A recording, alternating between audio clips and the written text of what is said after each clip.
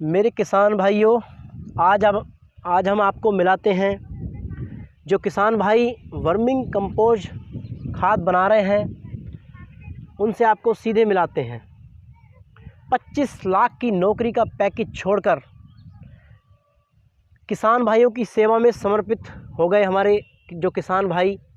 आज हम आपको उनसे मिलाते हैं, कैसे कैसे उन्होंने वर्मिंग कंपोस्ट खाद की पहल शुरू की, कैसे वो किसान भाइयों को इसका उत्साह बढ़ाने के लिए कैसे जैविक खेती की तरफ वो ले जाना चाहते हैं, उसकी पूरी जानकारी हम आपको आज दिलाएंगे। हमारे जो किसान भाई हैं उन्हीं से आपको हम सीधे मिलाते हैं। नमस्कार सर जी। नमस्कार प्यारे किसान भाइयों, सबको नमस्कार जी। मेरा नाम आशुतोष प्रताप सिंह है जी। मेरा पता है ग्राम गंवा, जी। जिला संभल, जी। तहसील रजपुरा। जी। और जैसे आपने कहा कि मैं पहले नौकरी करता था। जी। मैं बाई प्रोफेशन मार्केटिंग में रहा हूँ। जी। और जो कंपनियों में काम कर रखा है उसमें एशियन पेंट्स है, बर्जर पेंट्स है और सेंचुरी प्लाईवुड। अच्छा, तो सर ये बताइए, जैसे कि आप एग्रीकल्चर की तरफ आए और सीधे सीधे आप केमिकल लेस छोड़कर वर्मिंग कंपोस्ट खाद आप तैयार कर रहे हैं, इसकी आपको धुन कहाँ से लगी, कहाँ से आप प्रेरित हुए? देखिए, हमारा बैकग्राउंड खेती से ही रहा है। जी। तो हमारे पिताजी भी और हमारे बुजुर्ग भी सब लोग खेती में ही रहे हैं। जी। जी। तो खेती कहते हैं ना, पैशन रहा है हमारा, खेती खून में। अच्छा जी। तो बहुत साल नौकरी करी, करीबन 17 साल नौकरी करी। आधे हिंदुस्तान में घूमा हूँ मैं नौकरी के संबंध में, और कम से कम 8 से 9 बाहर विदेश में भी देख के आया हूँ। जी। तो वही लगा कि भाई खेती एक ऐसा डिपार्टमेंट कह लीजिए या ऐसी व्यवसाय कह लीजिए जिसके अंदर बहुत ज़्यादा पोटेंशियल है जी। जो आने वाले वक्त का जी सरताज बन सकता है। अच्छा। तो उसी को देखते हुए हम लोगों ने क्या किया कि जी पहले सोचा कि खेती को कैसे भी प्रॉफिट में कैसे लाया जाए। अच्छा। आजकल हमारे किसान भाई जितने हैं सब खेती के नाम पे परेशान हैं। जी। और लोग बाग क्या हो रहा है कि खेती छोड़कर जी शहरों में जाकर जी प्राइवेट जॉब कर रहे हैं। जी मतलब 10,000 15,000 की नौकरी कर रहे हैं। जी जी जो ना वहाँ पे उनको कुछ बचत हो रही है। जी जी और परेशान अलग हो रहे हैं। जी। लेकिन गांव में उनकी ज़मीन पड़ी हुई है, जी। खेती नहीं करना चाह रहे हैं। अच्छा जी। तो उसी को लेके हम लोगों ने सोचा कि ऐसा करते हैं जी जी कि हम खेती को कैसे प्रॉफिटेबल, जी मतलब कैसे अच्छा कर सकते हैं जी उसके बारे में। जी तो उसको लेके हमने कुछ पढ़ाई करी, जी कुछ जानकारियां जुटाई। जी बहुत तरह के हिंदुस्तान में जो लोग अलग अलग काम कर रहे हैं उनसे मिले। जी सर। बहुत तरह के मॉडल्स हमने जाके देखे। जी। उसके बाद फिर उसमें हमने कुछ चीज़ें चुनी। जी। तो उसमें चुनाव में एक सबसे बड़ी चीज़ थी कि भाई ऑर्गेनिक फार्मिंग आज एक भविष्य है। अच्छा, भविष्य मतलब आज हमारे बीमारियों को अगर आप देखें, कोरोना काल से हम लोग पीड़ित हैं ही हैं। जी जी लेकिन उससे भी ज़्यादा बीपी और शुगर, जी जिसको हम लोग मतलब पहले कोई बीमारी हुआ करती थी, आज हर किसी व्यक्ति को है। जी कैंसर हर घर में घुस रहा है, गांव-गांव में आ रहा है, जहां पहले कोई इसको जानता नहीं था। जी जी जी तो ये सब कहाँ से आ रहा है? जी तो ये सब इसी से आ रहा है कि जो हम अपने खाने पीने या अनाज जो पैदा करते हैं या सब्जियां पैदा करते हैं, उनमें केमिकल। उसमें हम लोग केमिकल का इस्तेमाल करते हैं जी और जी बहुत ज़्यादा इस्तेमाल करते जी हैं। जी वो हमको बीमारियों में आ रहा है। जी तो उससे कैसे बचा जाए? अच्छा। तो उसके लिए हमको समझ में आया कि भाई प्राकृतिक खेती, जैविक खेती, किसी भी नाम से बुलाइए, जो भी जी आपकी नेचुरल चीज़ है, जो नेचुरल तरीके से पैदा करें, जी नेचुरल तरीके से अनाज उगाएं, उसके लिए। तो उसके लिए हमें क्या समझ में आया कि खाद की ज़रूरत होगी जी क्योंकि हमारी ज़मीनें ख़राब हो चुकी हैं। जी तो उसको ठीक करने के लिए हमें कुछ ना कुछ तो चीज़ चाहिए। जी। तो फिर हमने उसके लिए वर्मी कंपोस्ट की शुरुआत करी। अच्छा, जो आप जब हाँ, देख पा रहे हैं। हाँ, वर्मी कंपोस्ट क्या है? वर्मी कंपोस्ट दुनिया की एक सर्वोत्तम खाद है। जी अब इसके बारे में थोड़ा मैं आपको जानकारी देता हूँ। जी सर्वोत्तम इसलिए है कि हमारे फसल को, किसी भी फसल को जी 16 तरह के तत्व चाहिए होते हैं, जी जिससे कि वो संपूर्ण अच्छी वृद्धि करे और संपूर्ण पोषक तत्व पाए, जी है ना? जी तो इसके अंदर सारे के सारे 16 तत्व मौजूद हैं। जी। तो इसलिए संपूर्ण है। केमिकल में जैसे आपको यूरिया अलग लगानी पड़ती है, अच्छा जी। डीएपी अलग लगानी पड़ती है, जी जिंक अलग लगाना पड़ता है, जी फॉस्फोर आपको सल्फर अलग लगाना पड़ेगा, कैल्शियम अलग डालना पड़ेगा। जी तो उसको लेके उसको, और इसके वर्मी कंपोस्ट के अंदर सब कुछ मौजूद है। अच्छा जी। और सबसे बड़ी बात क्या है जी कि जो आपके फसल अवशेष हैं, जो हमारे घर में पशुधन है, जी। उसके गोबर से ही तैयार हो जाती है। अच्छा जी। और इसमें जो केचुए हैं जी। वो आपकी एक तरह से परमानेंट लेबर है जो रात जी। दिन आपके लिए काम करते जी। हैं। जैसे सर जी आपने केचुए के बारे में जिक्र किया है, हाँ। केचुआ खाद वर्मिंग कंपोस्ट बनाने की विधि क्या है, इसके बारे में बताइए। देखिए केचुआ में ऐसा है कि इसमें जो केचुए का इस्तेमाल होता है जी। वो हम लोग जो इस्तेमाल करते हैं उस जी। केचुए की वैरायटी है एसिनिया फेटिडा। अच्छा जी। ठीक है, ये ऑस्ट्रेलियन केचुआ है जी। और बाहर का केचुआ है। अच्छा जी। अब आप कहेंगे कि बाहर का केचुआ, जी। बोले साहब गोबर खाने के लिए यही केचुआ अच्छा है। अच्छा जी। जो कि मतलब 0 डिग्री टेम्परेचर से लेके जी। 50 डिग्री टेम्परेचर के बीच में सरवाइव करता है। जी। और ये गोबर खा के जी। वर्मी कंपोस्ट जिसका पीछे विस्ट निकलता है वो आपका कंपोस्ट होता है। जी। इसके पेट में इस तरह के एंजाइम्स होते हैं जी। जो इसके अंदर सारे तरह के न्यूट्रिशंस डालते हैं। जी।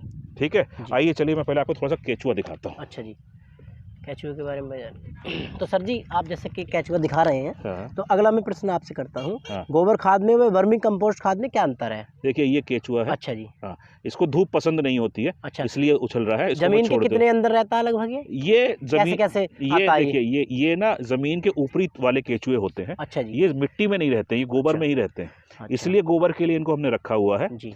और दूसरा जो आपने कहा वर्मी कंपोस्ट में और सादी जो कंपोस्ट है जी, गोबर खाद में और वर्मी कंपोस्ट में क्या अंतर है? ठीक है, जी। मोटा फर्क मैं आपको बताता हूँ जी। कि 11 ट्रॉली गोबर की खाद जिसे जी। हम लोग कूड़ी की खाद कहते हैं, घूर का ढेर कहते हैं। हाँ जी, हाँ जी, जो हमारे किसान भाई अपने जो है गोबर इकट्ठा कर लेते हैं। हाँ जी। तो वो 11 ट्रॉली गोबर की खाद जी के बराबर इसकी 1 ट्रॉली होती है। अच्छा, तो ये 11 गुना फर्क है। अच्छा, 11 गुना ज़्यादा फर्क देता है ये। 11 गुना ज़्यादा ताकतवर होती है। जी। ठीक है, गोबर की खाद को अगर आप ढंग से बनाएंगे जी। तो करीबन आपको 1 साल का समय लगता है। अच्छा जी। ठीक है, गलने में उसे। गलने में। जी। तो 1 साल के बाद वो इस लायक होती है कि इसको आप खेत में इस्तेमाल कर सकें। जी।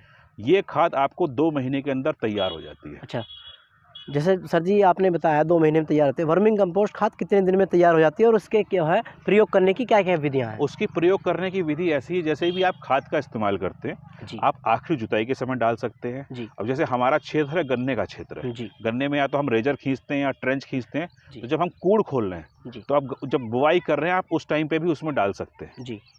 तो ये है, और इसको आप किसी भी फसल में प्रयोग कर सकते हैं। तो सर जैसे आपके हम ये फार्म पर देख पा रहे हैं, हाँ। लगभग आप इस समय कितने बीघे के लिए, कितने एकड़ के लिए इस टाइम ये आपकी खाद तैयार हो रही है लगभग? ये देखिए मेरा जो ये यूनिट सेटअप है ये पूरे 2 बीघे में सेटअप है। अच्छा। और मेरा महीने का जो प्रोडक्शन है जी। वो करीबन 10 से 15 टन मतलब 100 कुंटल से 150 कुंटल का मेरा प्रोडक्शन है। अच्छा। और अगर आप देखें तो गन्ने में 1 बीघे में 1 साल में अच्छा 100 किलो खाद पर्याप्त है। अच्छा जी।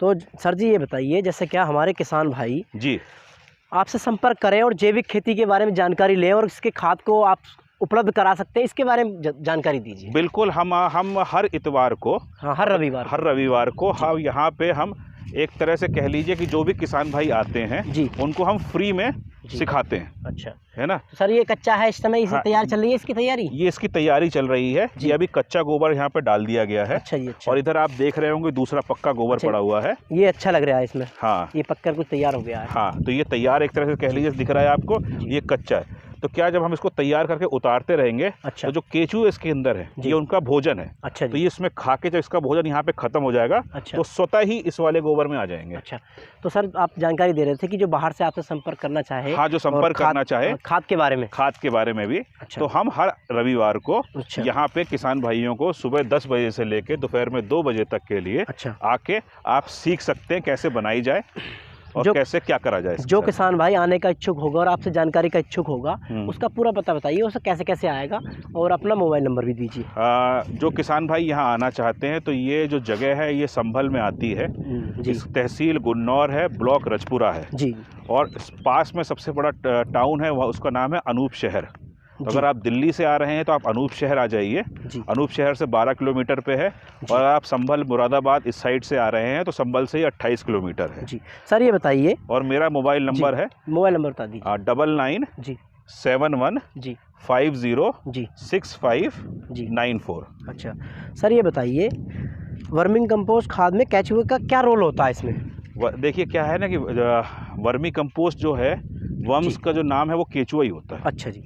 तो जो खाद ये वर्मी कंपोस्ट बनती है वो केचुआ से ही बनती है। अच्छा। बिना केचुए के ये खाद बन नहीं सकती है। जी, ये केमिकल लेस खेती गेहूं की आपकी है ये? जी बिल्कुल। अच्छा, बिल्कुल, इसमें ही ये भी इस्तेमाल किया गया है? बिल्कुल सर, ये मेरी जितनी भी है यहाँ पे अगर आप देख रहे हैं जी, तो इसको हम पिछले 3 साल से बदलते जा रहे हैं पार्ट टू पार्ट जी, और करीबन हमने 80 से 90% अपने यहाँ पे बाकी जो खादें हैं या दवाइयाँ हैं वो कम कर दी हैं। जैविक खेती आप ये गेहूं की कर रहे हैं। हाँ। आपसे संपर्क करना चाहे तो एक बार नंबर और बता दीजिए आप। मेरा नंबर लिख लीजिए जी। 9971 जी 506594। तो जैसे जैविक गेहूं की खेती आप कर रहे हैं, हाँ। तो लगभग इसका पिछले साल आपने क्या मूल्य पर बेची है लगभग? ये देखिए, जो हम लोग अभी जो हमारा गेहूं है ना जी, हम लोग गेहूं अपने लिए ही करते हैं। अच्छा जी। है ना, गेहूं करने का वही है क्योंकि हमारे यहाँ प्रमुख फसल गन्ना है। अच्छा जी। सरसों है, मेंथा है जी, हम ये करते हैं। और जो रही बात जो हमारे साथ जुड़े हुए किसान हैं या जो हम लोग हैं, तो जो आपका जो जैविक गेहूं है जी, कम से कम 2500 रुपये कुंटल से लेके 4000 रुपये कुंटल के बीच में बिकता है जी। अब इसका आप पूछेंगे फ़र्क क्या है जी। फ़र्क दो है कि इसकी जो वैरायटी कौन सी है जी, दूसरा आप कितने सालों से जैविक कर रहे हैं जी, ये फ़र्क होता है जी। सर जी ये बताइए, जैसे क्या केमिकल खेती लोग कर रहे हैं, हाँ, तो उसमें जो है मिट्टी में क्या क्या अंतर होता है? उसमें जो है केमिकल जो खेती कर रहे हैं उसमें और इसमें मिट्टी में क्या अंतर आ जाता है वर्मिंग कंपोस्ट खाद डालकर? इसके बारे में बताइए। आपको ना थोड़ा सा इसका बैकग्राउंड देता हूँ जी। अगर आप कुछ साल पहलों की बात करेंगे, मैं सिंपल सी बात करूँगा, 25-30 साल पहले की बात करेंगे जी, और हम गेहूं का ही एग्जाम्पल लेते हैं जी। गेहूं अगर आप देखेंगे तो जैसे हमारे यहाँ 6 का एकड़ है, कहीं पे 5 का एकड़ होता है, तो हम एकड़ की बात करते हैं तो एकड़ में करीबन 20 से 24 या 25 कुंटल प्रति एकड़ का प्रोडक्शन आता है जी। तो 20 साल पहले भी यही प्रोडक्शन था और आज भी यही प्रोडक्शन है जी। लेकिन अगर आप देखेंगे 20 साल पहले यूरिया और जो डीएपी है जी, इसकी खपत आज के मुकाबले 1/3 थी। अच्छा जी। कभी किसी टाइम पे 2 किलो बीघा या 2.5 किलो बीघा लगने वाली चीज़ आज लोग 10-10 किलो बीघा भी लगा रहे हैं जी, जी। तो आप देखिए कि पिछले 15-20 सालों में खाद की जो मांग है ज़मीन की वो आपकी दुगनी तिगनी चौगनी हो गई है, लेकिन प्रोडक्शन वहीं का वहीं है जी जी। तो इसका क्या मतलब है? इसका यही मतलब है कि जो हमारी ज़मीन की ताकत है, जो उर्वरा शक्ति है, वो ख़त्म हो गई है जी, इतनी खाद डाल के।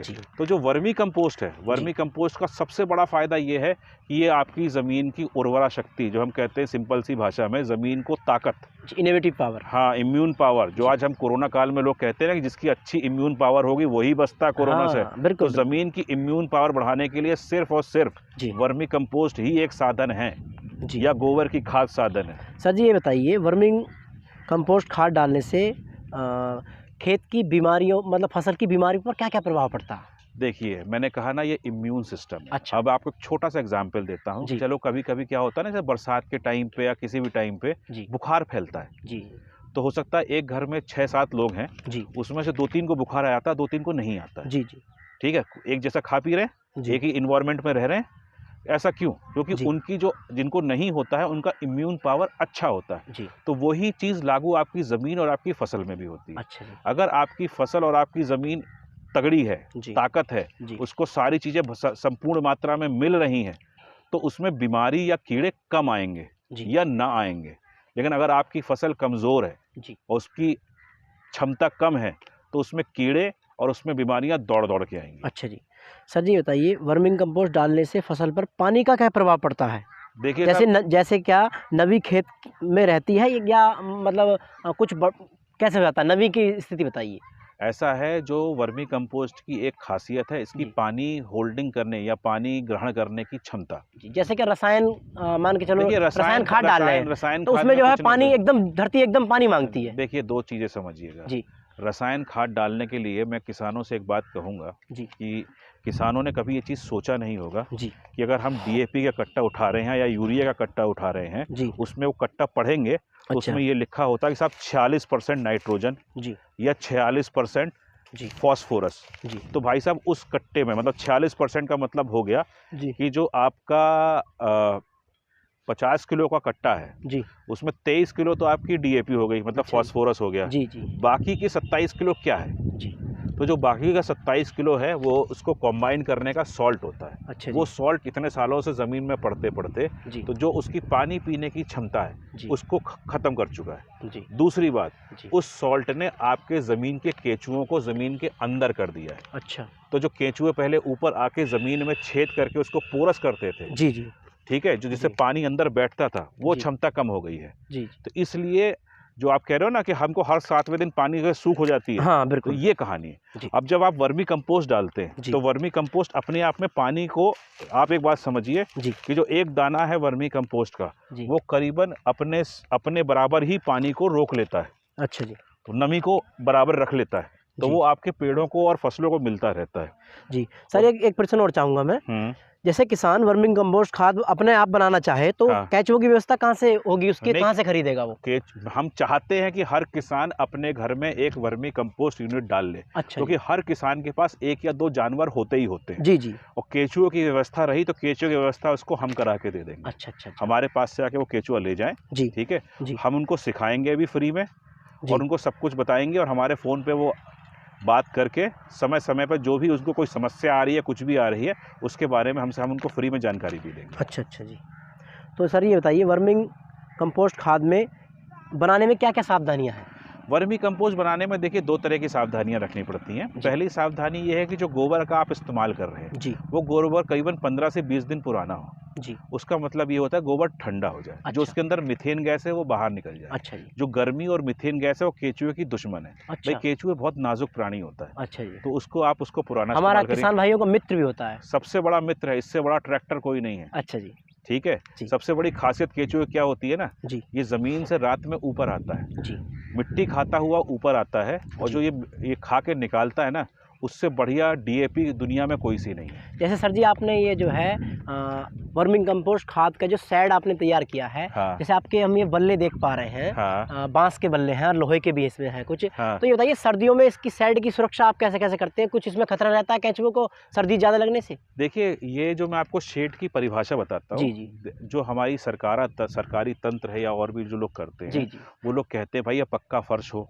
जी और ऊपर टीन शेड की या पक्का कंस्ट्रक्शन हो। अच्छा। तो अगर अब मैं 2 बीघे में वो हिसाब से करने जाऊंगा तो मेरा 25-30 लाख रुपए लग जाएगा इसके अंदर, है ना जी। तो ये कहते हैं जो लीन मॉडल हम लोग जिसको कहते हैं जी जी, मतलब कम लागत में ज्यादा मुनाफे वाला मॉडल है ना जी। तो अब जैसे आप देख रहे हैं नीचे खाद बन रही है जी और यहाँ पे ये शेड लगा हुआ है, तो ठीक है, गर्मियों में क्या होता है और बरसात में पाला पड़ता है और गर्मियों में धूप पड़ती है जी, उससे बचने के लिए हमें थोड़ी शेड की जरूरत होती है जी। तो इसको हमने थोड़ा सा मॉडिफाइड किया। अच्छा जी। मॉडिफाइड इस सेंस में किया है कि हमने इसको बांस से तैयार किया है, बांस से तैयार किया और इसमें बीच में लोहे का भी है। अच्छा, है ना जी। तो मैं है ना, इसमें एक फायदा ये है, अगर आप थोड़ा नीचे दिखाएंगे तो ये देखिए यहाँ पे हर बांस के पास में अच्छा ये हमने लौकी और तुरई के बीज लगा रखे हैं। अच्छा जी, अच्छा चल लौकी और तुरई। हाँ, तो इस सेक्शन में तुरई लगी हुई है, बहुत बढ़िया। उस वाले सेक्शन में लौकी लगी हुई है। अच्छा जी, ठीक है। तो जो एक कंसेप्ट है ना कि भाई एक ही खेत से 2 तरह की आमदनी जी, है ना जी। तो जैसे अब इसमें देखिए ये इसमें अगला पत्ता आना चालू हो गया। हाँ, मतलब 4 पत्तों वाली है। हाँ, ठीक है, ये तुरई है जी जी, ठीक है, होना शुरू हो गई है। अब तो ये जो इसके सहारे ये चढ़ेगी, इसके सहारे ये ऊपर चली जाएगी और ये पूरे में फैल जाएगी। अच्छा अच्छा। तो ये शेड धूप से बचाएगी केंचुए को, बिल्कुल, और हमको फल जो लौकी तुरई के नाम पे वो लग के देके जाएगी और केमिकल लेस होगी, बिल्कुल केमिकल लेस होगी, बहुत बढ़िया। इसी के पानी में और इसी की खाद में ये पलती रहती है। आपने बहुत ही बढ़िया तकनीक बताई है ये। अब आपको एक चीज बताते हैं जी, ये 2 बीघे मेरे को साल भर में जी, ठीक है ना, करीबन 500 से 600 कुंटल खाद दे के जाती, कम से कम, बता रहा हूँ आपको, ठीक है। और जो ऊपर आप शेड देख रहे हैं जी, ठीक है, ये 100 कुंटल मुझे लौकी तुरई देके जाती है जी। सर ये देख पा रहे हैं जैसे हम शेड ये लगभग ये कितने दिन में ढक जाएगा लगभग ये तोरी इससे? ये अगले 1-1.25 महीने में इस पर ढक जाएगा, इसकी पूरी ढक जाएगा और उसमें केंचुआ भी छाया में जाएगा। बिल्कुल, जब 40 डिग्री पूरी गर्मी पड़ने शुरू होगी, पूरी गर्मी आएगी, 40 डिग्री के ऊपर टेम्परेचर आएगा, तभी ढक चुका होगा जी। मेरे किसान भाइयों, आज आपने देखा वर्मिंग कंपोस्ट खाद कैसे बनाया जाता है। इसके भाइयों मैं इनके जो फार्म पर आया हूँ तो आपको यहाँ से मैं 3-4 भाग बनाकर लेकर जाऊँगा। इनके जो है नींबू की खेती हो रही है, गुलाब की खेती हो रही है, केमिकल लेस गन्ने की खेती हो रही है, टोटली ही यहाँ पर आपको मिलेगा केमिकल लेस, जिससे क्या और जो है इनका जो हरा चारा, क्या नाम है हरे चारे का भैया? हरे चारे का नाम है थाई सुपर। अच्छा, उसकी भी मैं आपको एक वीडियो बनाऊंगा, 4 से 5 भाग आपको देखने को मिलेंगे। ज़्यादा से ज़्यादा हमें आप प्यार दीजिए। और किसान भाइयों, आपको एक से एक बेहतरीन अच्छी जानकारी आपको हमारे यूट्यूब चैनल टेक्निकल तेजस्वी किसान पर आपको मिलती रहेगी। जो हमारे चैनल पर आप पहली बार आए हो तो मेरे भाइयों चैनल को सब्सक्राइब जरूर कर लें, बेल आइकन के घंटी को जरूर प्रेस कर दें। तो हमारे देखने वाले जो किसान भाई हैं उनके लिए क्या कहना चाहेंगे आप? मैं कहना चाहूँगा कि देखिए, आने वाले वक्त की मांग ऑर्गेनिक है जी। 2 कारण से। जी। ऑर्गेनिक महंगा बिकता है। जी। जो आप आज 1600 या 1700 या 1925 रुपये का गेहूं कुंटल का बेचते हैं जी, वो आज आपका 2500 से 3000 और 4000 का बिकता है। दूसरा भ्रम कि भाई जैविक खेती में प्रोडक्शन कम होता है, ये भ्रम की बात है जी। तो इसको आप मन से निकाल दीजिए, जैविक की तरफ आइए जी। किसान भाइयों, अगली वीडियो में मिलते हैं हम नई जानकारी नई ऊर्जा के साथ। अगले किसान भाई से हम मिलेंगे। आपको नई वीडियो का इंतजार कीजिए, हमारे चैनल को सब्सक्राइब जरूर कर लिए।